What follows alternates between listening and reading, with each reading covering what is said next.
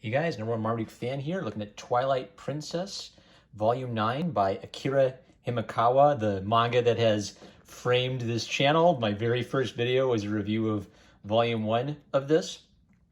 I'd say like the first seven, I'm going to give you the recap of like the first 8 volumes. So I'd say the first 7 volumes are Link repeatedly getting his ass kicked, and volume 8 is him finally becoming a man and overcoming his pride and his weaknesses and his foibles. So you can almost imagine like Jordan Peterson doing his Chaos and Snakes a shtick with this guy, because what's most interesting to me about it is it's the meta narrative. I think that Akira Himekawa look at the Zelda games and they sort of identify like the key themes of growing up and becoming a hero and becoming a man in the games. But what they add actually brings out things in their story that are only implied in the games. So I'll just mark a few tabs that I thought were interesting. So probably the most prominent example is Link at one point becomes arrogant, right? And then he fights with Shadow Link. In the game, it's just like a weird, mysterious cutscene. I remember playing that and thinking,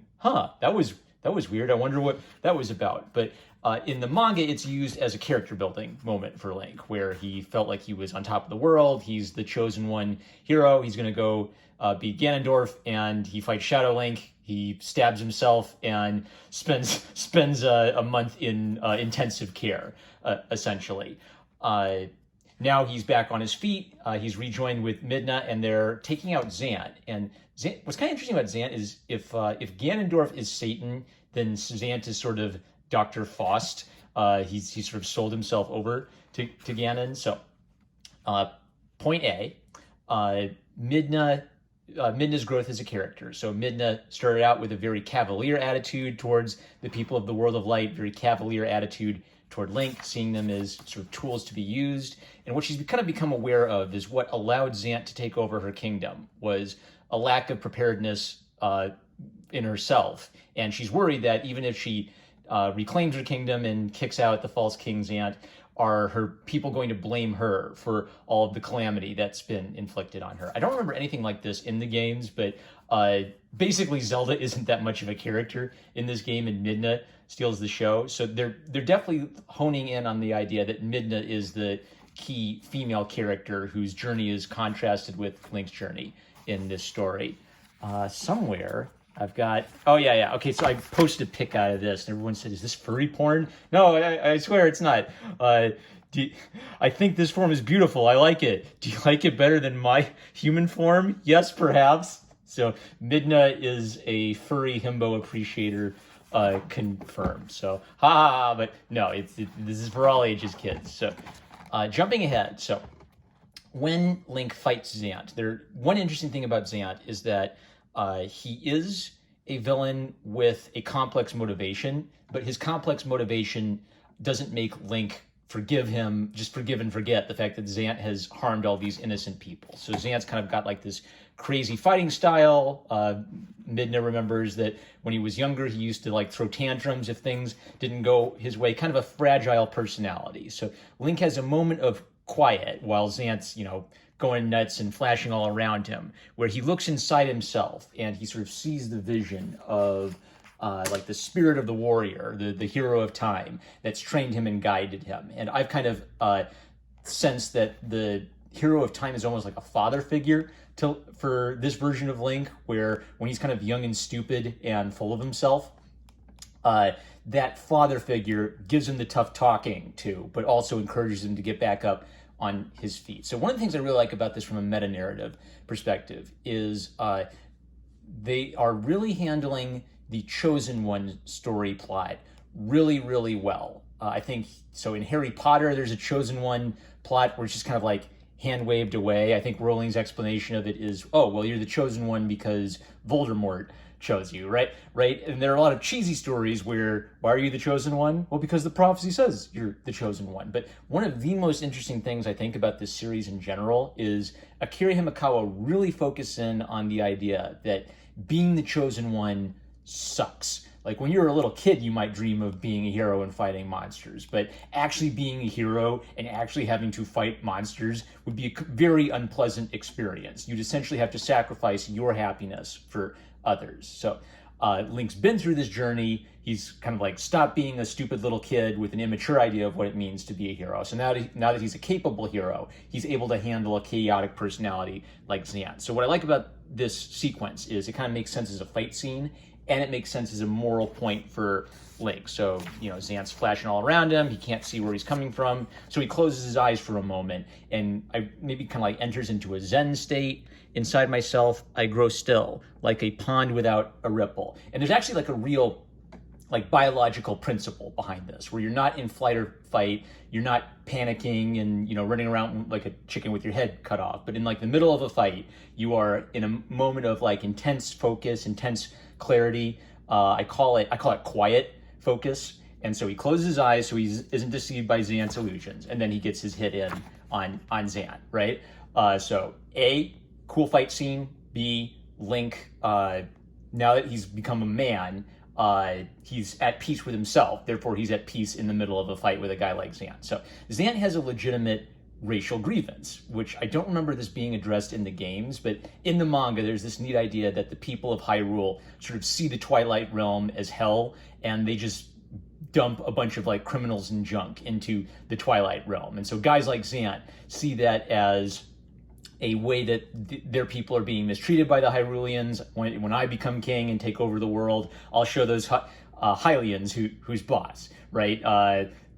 Insert Hitler reacts meme here. Now, what I like about this is Zant has a motivation that makes sense. Link doesn't care. Zant's still a selfish cretin, so he lands him one across the jaw. This is consistent with this theme. Zant accuses Link of being privileged, of not understanding how I feel. I had told you my sad backstory. And then Link, again, reinforces the entire point of the earlier volumes, that he actually does know what it's like to suffer.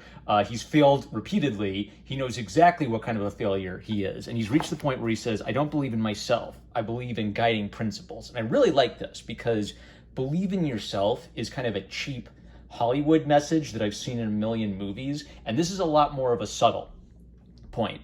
Part of Link's problem was when he was just believing in himself, he was just convinced that he could take on the world and that wouldn't be a problem. Now that he's tasted failure and come back from that, he's very aware of how arrogant, how weak, and how his mistakes have hurt people. But because he's at peace with that, now he's neither letting that hold him down and keep him trapped in failure, nor is he completely full of himself or convinced that he's on top of the world. He's become exactly the kind of person that the world needs to stand up to kind of like a petulant bully like Zant, who's still obsessed with his own grievance.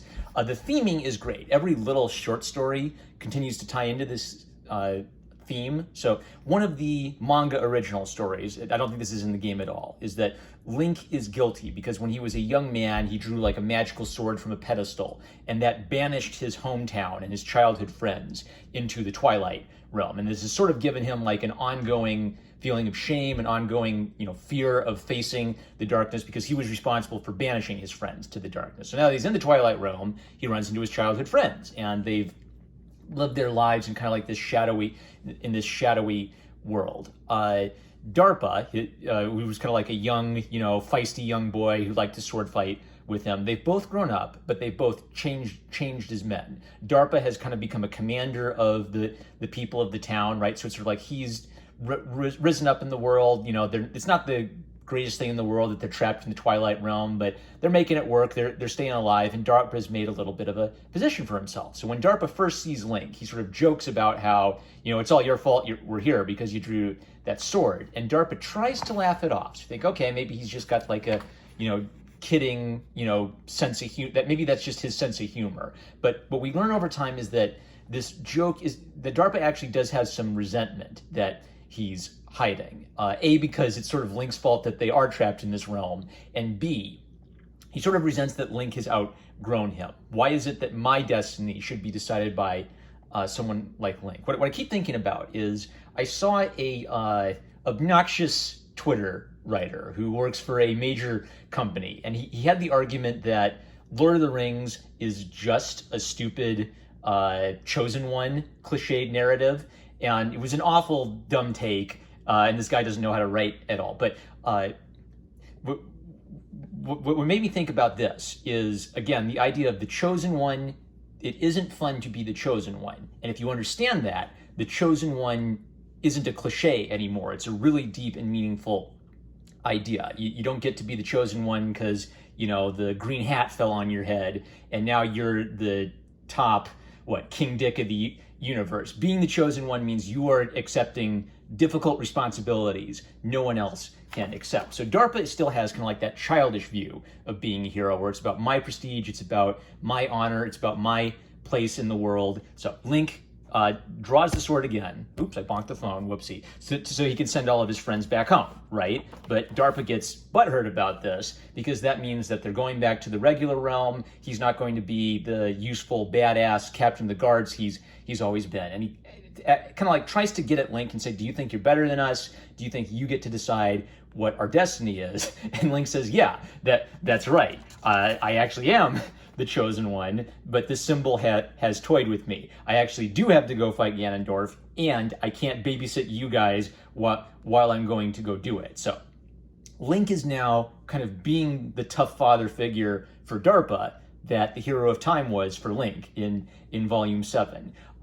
There are hard realities about the world that you have to rise to the occasion to face. And when you rise to face those things, your petulant, selfishness, your idea of your own destiny, your own self-fulfillment, none of that can take priority over the higher goal or the higher principle. Now, the irony is once he kind of tells DARPA to knock it off and stop being a baby about it, his friends actually kind of get their act together and decide they're going to follow Link and help him out anyway. Not as dumb kids who are just going off on a little adventure, but as soldiers who are going to try to be as useful as they can in this final fight to protect their realm and restore their kingdom. So one of my favorite series, I just like Lord of the Rings. So the reason I brought up Lord of the Rings is that Frodo is a chosen one in Lord of the Rings, but being the chosen one means having to bear this object of corruption. And the only reason Frodo's able to bear that object of corruption is because he's sort of so humble, so powerless,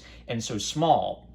It's like he's too small for Sauron and the Ring to care about. For Link, being the chosen one doesn't mean being the coolest badass in the universe. It means having the humility to do what he can within his power to do what's right and endure failure. And I just think that Akira Himekawa are absolutely nailing that. So I'm eager for Volume 10, and I'll be pre-ordering that so I can review it when it comes out. Very high recommendation. If you love the Zelda series, you love this manga. There's an effort made, even if you aren't a big Zelda nerd, to just kind of catch you up and help you keep straight what the timeline is and who the characters are. So great series, and I'd highly recommend it. With that, I'm a Marmaduke fan. I love you guys, and I'll catch you later.